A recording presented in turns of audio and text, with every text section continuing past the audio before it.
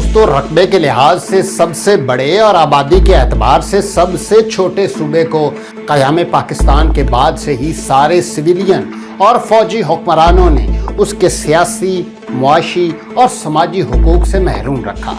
بلوچستان کو صوبے کا درجہ ہی آزادی کے 23 سال بعد یعنی 1970 میں ملا، اور پھر افسوسناک امر دیکھیں کہ بلوچستان کے عوام کی پہلی منتخب اسمبلی کو اس وقت کی پیپلز پارٹی کی حکومت نے محض 8 ماہ بعد ہی فارغ کر دیا، جس کے بعد بلوچستان میں کم و بیش 4 سال تک ایک طویل جنگ رہی۔ بعد میں شائع ہونے والی ایک سرکاری رپورٹ کے مطابق اس جنگ میں جہاں 4,500 بلوچ مزاحمت کار مارے گئے، وہیں کم و بیش اتنے ہی سیکیورٹی فورسز کے جوان اپنی جان سے ہاتھ دھو بیٹھے۔ اس نقصان سے بخوبی اندازہ لگایا جا سکتا ہے کہ پاکستان کے دیگر علاقوں کے مقابلے میں بلوچستان میں بلوچوں کی حمایت اور غیرت پر جب بندوقوں کی گھن گرج سے وار کیا گیا تو اس کا جواب بھی اسی زبان میں دیا گیا۔ اگر میں یہ کہوں تو غلط نہیں ہوگا کہ بلوچستان میں نیشنل عوامی پارٹی کی پہلی منتخب حکومت کے خاتمے، بھٹو دور میں نیب کے بلوچ پختون رہنماؤں پر چلنے والی حیدرآباد سازش کیس، اور پھر بھٹو حکومت کے خاتمے کے بعد جس طرح بلوچوں پختونوں کی سب سے نمائندہ تنظیم کا شہرازہ بکھرا، اس نے بلوچستان کی تاریخ نہ صرف بدل کر رکھ دی بلکہ یہ ایک ایسی راہ پر گامزن ہو گئی جس کا ہر راستہ بند گلی کی طرف جا رہا تھا۔ دوستو، بلوچستان میں مزاحمتی تحریک کا آغاز تو قیام پاکستان کے وقت ہی ہو گیا تھا، جب بلوچستان کی سب سے معتبر اور مقتدر شخصیت خان آف قلات کے بھائی آغا عبدالکریم اپنے سینکڑوں ساتھیوں کے ساتھ جلامہ کی پہاڑیوں پر چڑھ گئے تھے، مگر اسلحہ اور وسائل کی کمی کے باعث یہ مزاحمت بلکہ علیحدگی کی تحریک چند ماہ بعد ہی دم توڑ گئی۔ آغا عبدالکریم اپنے ساتھیوں کے ساتھ افغانستان چلے گئے۔ یہاں پر یہ یاد رکھیں کہ افغانستان دنیا کا واحد ملک تھا جس نے اقوام متحدہ میں پاکستان کی شمولیت کی مخالفت کی تھی۔ آغا عبدالکریم خان افغانستان میں چند ماہ کی دربدری کے بعد پاکستان واپس لوٹ آئے، جہاں انہیں برسوں قید و بند کی صحبتوں کو جھیلنا پڑا۔ ایک دہائی کے بعد یعنی 1958 میں بلوچ ایک بار پھر بغاوت کے لیے آمادہ ہوئے، اور تب خان آف قلات کی تاریخی قلعے پر چڑھائی بھی کی گئی۔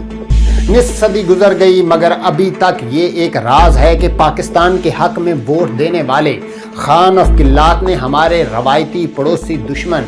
ملک سے مل کر آزاد بلوچستان کی سازش کی، یا پھر وہ ایک خود سازش کا شکار ہوئے۔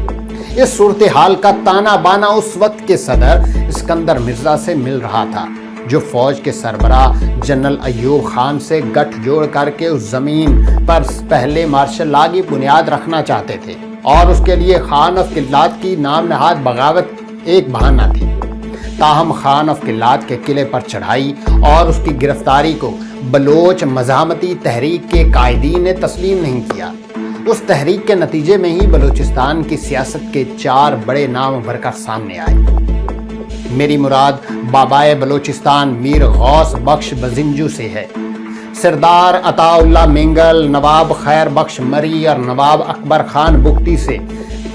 جن کی گزشتہ 7 شخصیات بذات خود اس وقت ایک تحریک کا روپ دھار چکی تھی۔ 1958 کی یہ وہ تاریخی مزاحمتی تحریک تھی جس میں نواب نوروز خان اور اس کے سازشوں اور اس کے ساتھیوں کو پاکستانی ریاست میں قرآن کے نام پر پہاڑوں سے اتارا اور پھر حیدرآباد جیل میں پھانسیوں پر چڑھا دیا گیا۔ سابق وزیر اعظم ذوالفقار علی بھٹو اور غوث بخش بزنجو اس وقت مل رہے تھے۔ نواب نوروز خان اور اس کے ساتھیوں کی پھانسی نے بلوچستان کے عوام اور پاکستانی حکمرانوں کے درمیان ایک ایسی دیوار بلکہ پہاڑ کھڑا کر دیا جسے 6 دہائی بعد بھی ختم نہیں کیا جا سکتا۔ 1958 کے بعد 1962 میں ایک بار پھر فیلڈ مارشل محمد ایوب خان کے دور میں ہی بلوچستان کے جنگجو سرداروں کا ایوبی آمریت سے ٹکراؤ ہوتا ہے، مگر یہ دور ذرا مختصر تھا۔ 1970 में 1 यूनिट टूटने के बाद बलूचिस्तान को पहली बार सूबे का दर्जा मिलने से इस्लामाबाद में बैठे हुक्मरानों को ये मौका मिला कि वो मज़ामतकार बलोच जंगजुओं को एतमाद में लेकर एक ऐसी फिजा बहाल करते जिससे अलहदगी पसंदों और आज़ादी का नारा लगाने वालों की हौसला शिकनी होती। मगर भुट्टो साहब जैसे सियासतदान भी अपनी पार्टी में मौजूद औकाबों के सबब एक ऐसी साजिश का शिकार हो गए कि जिसका अंजाम एक बार फिर तबीर खाना जंगी पर हुआ। मगर दोस्तों, ताली एक हाथ से नहीं बजती। बलोचों और पख्तूनों की नुमाइंदा जमात नैब में एक ऐसा धड़ा था जो इस्लामाबाद के हुक्मरानों से तालमेल रखने के बजाय काबुल और मॉस्को से ताल्लुक़ रखने को तरजीह देता था। वो नैब के पेशावर कन्वेंशन में अपने साथियों के जरिए ये बयान जारी करते थे कि उनकी पार्टी का बलोच गवर्नर भुट्टो के जाल में आ गया है। भुट्टो नाकाबिले एतबार है, इसलिए हमें मजीद उसके साथ चलने की बजाय दोनों हुकूमतें छोड़ देनी चाहिए। पीपल्स पार्टी के हाथों बलोचों पख्तूनों की मुंतखब हुकूमतों का 1972 में खात्मा हुआ और फिर उस वक्त के सूबा सरहद के गवर्नर हयात मोहम्मद खान शेरपाव के कत्ल के बाद नेशनल अवामी पार्टी पर पाबंदी और फिर उसके 56 कायदीन पर हैदराबाद साजिश केस का मुकदमा ऐसे बड़े सानिहात और वाक़यात थे जिसके असरात बाद के बरसों में बलूचिस्तान पर उतने गहरे पड़े कि उसका अजाला आज तक नहीं हो सका। बहरहाल नेशनल अवामी पार्टी एक रोशन ख्याल कौम परस्त सियासी जमात थी और उसके बलूचिस्तान में असरात बड़े गहरे थे। भुट्टो हुकूमत ने मुसलसल 4 साल तक नैब की क़यादत को हैदराबाद जेल की कॉल कोठरियों में बंद किए रखा और इस्लामाबाद की एस्टैब्लिशमेंट ने महरूमियों के एहसास से भरे शिद्दत पसंद बलोच नौजवानों को इस बात की खुली आज़ादी दे दी कि वो सरहद पार से फिक्री और अस्करी इमदाद लेकर जहां मोतदिल और एक हद तक मुहिब्बे वतन सरदारों नवाबों की जमहूरी सियासत का रास्ता बंद कर दें। वहीं क़याम पाकिस्तान के बाद से चलने वाली गुरीला जंग को ही बलूचिस्तान की महरूमियों का वाहिद हल करार देकर उसकी कमान अपने हाथों में ले लें। जुलाई 1977 में जाना इसलिए ज़रूरी है कि जनरल ज़ियाउल हक की फ़ौजी आमरीत ने पाकिस्तान की सियासत, मुआशरत और दीनी रवादारी की मलिया मेट नहीं कर दिया था, बल्कि भुट्टो दुश्मनी में नेशनल अवामी पार्टी की एक क़यादत को तक़वियत दी जो एक अरसे से आज़ाद बलूचिस्तान और पख्तूनिस्तान की ख्वाह थी। भुट्टो साहब तो फांसी चढ़कर अपने अंजाम को पहुंचे ही, मगर वतन अजीज़ की सबसे मौसर तरक्की पसंद सेकुलर जमात यानी नेशनल अवामी पार्टी का भी हैदराबाद जेल से निकलने के बाद शहराजा बिखर गया। पख्तून सियासत के सरखैल खान अब्दुल वली खान ने नैब का तौक गले में उतार कर नेशनल डेमोक्रेटिक पार्टी बना ली और बलोच क़यादत 3 मुख्तलिफ समतों में निकल पड़ी। मीर गौस बजिंजू और अताउल्लाह मेंगल ने एक मोतदिल रास्ता इख्तियार करते हुए नेशनल पार्टी की बुनियाद रखी। सहर अंगेज शख्सियत के मालिक नवाब बख्श मरी ने अपने कबीले के जंगजुओं को महफूज कैंपों में मुस्तकिल के लिए महफूज कर रखा। उसे एक तारीखी अलमिया ही कहा जाएगा कि एक मीर गौस बजिंजू को छोड़कर सारी बलोच पख्तून कौम परस्त क़यादत और फिर उसकी दूसरी पीढ़ी ने जनरल ज़ियाउल हक की फ़ौजी आमरीत के दिनों में पूरा आसाश ज़िंदगी गुजारी। आज बलूचिस्तान के मुस्तकबिल के लिए ज़रूरी है कि उन असबाब पर नज़र डाली जाए जिनके सबब बलूचिस्तान में सिक्योरिटी फोर्सेस से 4 बड़ी जंगें हुईं और 5वीं मज़ामती तहरीक जिसका आगाज़ अगस्त 2006 में नवाब अकबर खान बुगटी की हलाकत से हुआ और जो गुज़िश्ता एक दिहाई से कभी धीमे कभी तेज़ जारी हो सारी है। Bloch liberation army, Bloch Republican army, Bloch liberation front और लश्कर बलोचिस्तान जैसी तंजीमें बहरहाल हकीकत हैं। उन 4 तंजीमों 3 के रहनुमा यानी नवाब अकबर खान बुगटी के होते हुए नवाब खैर बख्श मरी के बेटे हरबियार मरी और सरदार अख्तर मेंगल के भाई जावेद मेंगल बरसों से पाकिस्तान से बाहर बैठे हुए बलूचिस्तान में पाकिस्तानी रियासत की रिट को चैलेंज कर रहे हैं। उन तीनों नवाबों के वजारतों से ज़्यादा मुनज़्ज़म तहरीक बलोच स्टूडेंट ऑर्गेनाइजेशन के साबिक रहनुमा डॉक्टर अला बख्श नज़र की है। नेशनल सिक्योरिटी काउंसिल के साबिक सरबराह और बलूचिस्तान के कोर कमांडर ने कोयटा में 2006 में یہ انکشاف کیا کہ ڈاکٹر علا بخش نظر اپنے ساتھیوں سمیت مارا گیا ہے، تاہم بعد کے دنوں میں ان کی تردید آ گئی۔ ڈاکٹر علا بخش نظر کی آرمی اور دیگر مزاحمتی تنظیمیں کیا مستقبل میں اتنی بڑی قوت بن سکتی ہیں کہ جن کے بارے میں ایک عرصے سے ہمارے سول سوسائٹی کا ایک حصہ خوش فہمی کی حد تک اسے مشرقی پاکستان کی علیحدگی سے جوڑنے لگا ہے۔ دوستو، ایک کتاب میں نواب اکبر بگٹی نے انکشاف کیا کہ 12 سال کی عمر میں انہوں نے اپنے ساتھیوں سے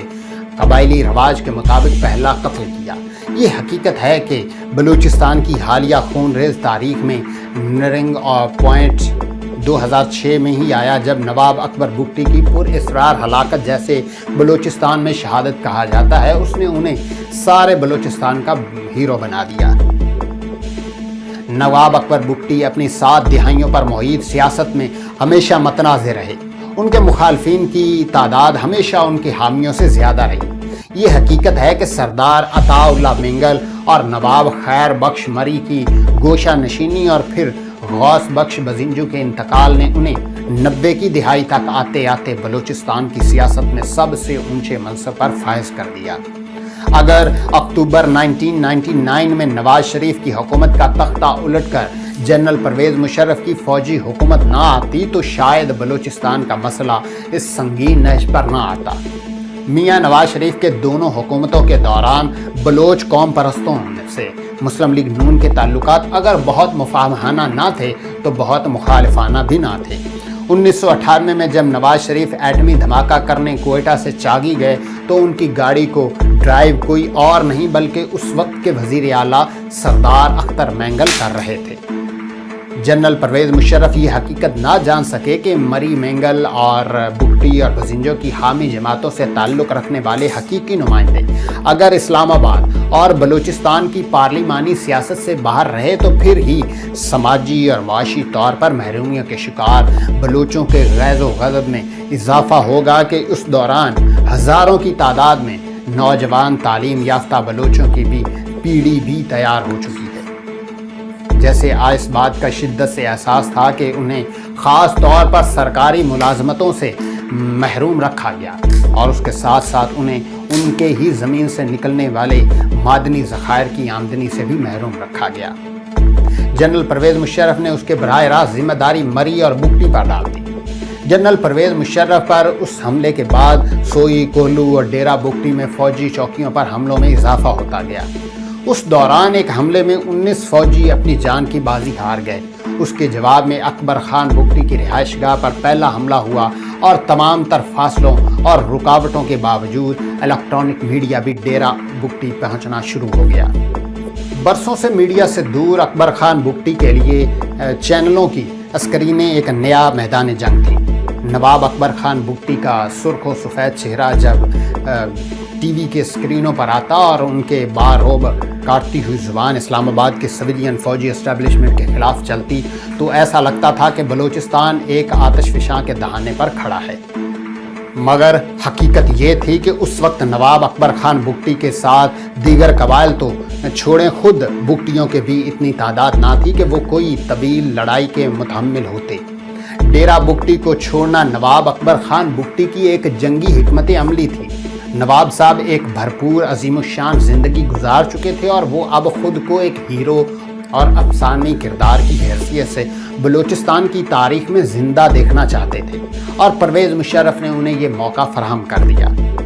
میر گل خان نصیر، سردار عطا اللہ مینگل اور میر غوث بخش بزنجو 2013 کے انتخابات میں کامیاب ہونے والے ڈاکٹر مالک بلوچ کی منتخب حکومت نے بلوچستان کو قومی دھارے میں شامل کرنے کے لیے سیکیورٹی فورسز کی کمانڈ کے ساتھ کلیدی کردار ادا کیا۔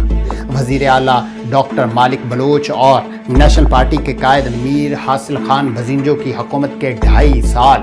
بجا طور پر بلوچستان کی کرپشن اور حب زدہ صوبے میں خوشگوار ہوا کا جھونکا تھے، مگر اسلام آباد میں بیٹھی مسلم لیگ نون اور ایک حد تک اقتدار میں آنے کے لیے ذرا جلد بازی کا شکار ڈاکٹر مالک کی یہ حکومت وہ غلطی کر بیٹھی جو بہرحال اس کی مجبوری بھی تھی، مگر اس کا نقصان مستقبل میں سارے صوبے کو اٹھانا پڑا۔ मुस्लिम लीग नून और नेशनल पार्टी के मुआहदे के तहत 2.5 साल की मुद्दत पूरी करने के बाद रवायती सरदार सनाउल्लाह ज़हरी मुस्लिम लीग नून के वज़ीर आला बने, तो दरअसल वो वापसी थी रवायती सरदारों नवाबों की तर्ज हुक्मरानी। सेनेट में सादिक संजरियानी को लाने और एक नई सफबंदी के लिए पीपल्स पार्टी जिस तरह एस्टैब्लिशमेंट के लिए इस्तेमाल हुई और सरदार सनाउल्लाह ज़हरी की हुकूमत को ख़त्म करके कुद्दूस बजिंजों को लेकर आई, उसके बाद बाब यानी बलोचिस्तान अवामी पार्टी को तो वजूद में आना ही था। यह दरअसल एक रिंग पॉइंट था जिसमें नुमाइंदा कौम परस्त जमातों को पीछे धकेल कर इस्लामाबाद के इस्टेब्लिशमेंट में एक ऐसा घाटे का सौदा किया जिसके नतीजे से मुस्तकबिल में ज़्यादा संगीन सूरत हाल में भुगतने पड़ेंगे। सी पैक और गवादर की इक्तसादी और जोग्राफियाई अहमियत के सबब पाकिस्तानी रियासत के दुश्मनों के लिए बहरहाल बलोचिस्तान अपने वसी रकबे और खुली मगरबी सरहदों के सबब एक 100 फुट टारगेट रहा है। बलोचिस्तान का मसला है क्या? बज़ाहिर इस सवाल का जवाब बड़ा साफ और सीधा था। बलोचिस्तान को जब 23 साल बाद 1970 में सूबे का दर्जा मिला तो एक मुखसिस गिरोह को छोड़कर तमाम ही बलोच कौम परस्त सरकर्दा रहनुमा इस बात पर मुत्तफिक थे कि अगर बलोचिस्तान को हकीकी मानों में सूबाई खुद मुख्तारी दे दी जाए और रियासती उमूर में बराबर की बुनियाद पर शराकत का मौका मिले तो बलोचिस्तान का मसला इतना संगीन नहीं कि उसे हल ना किया जा सके। दोस्तों, आज की वीडियो में इतना ही। अगर आपको हमारी वीडियो पसंद आई है तो हमारे चैनल को सब्सक्राइब करके बेल आइकन पर लाजमी करें।